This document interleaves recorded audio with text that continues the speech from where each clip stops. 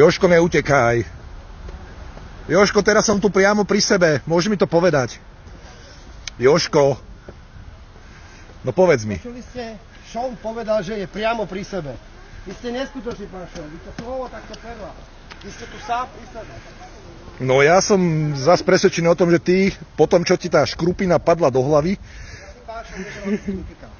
Ty debil, však sme si potýkali. Neželám si, aby si mi týkal. Sme si potýkali pred 25 rokmi. Nerozumiete, neželám si, aby si mi týkal. Máš pravdu, lebo keď ti niekto povie, že si debil, tak to urazí slovo debil. Ja si neželám, aby ste mi nadával a hovoril. Neželám. No čo Jožo, ako? Však si ešte väčší pacient, jak Igor Matovič.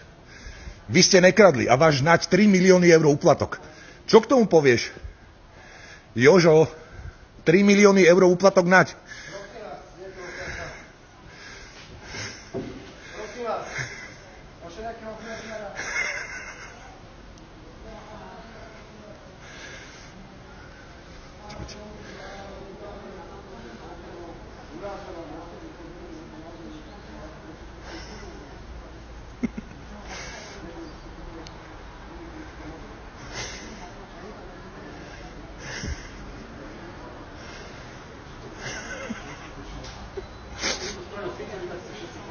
Priatelia, áno, vidíte to, sťažuje sa, sám došiel za mnou.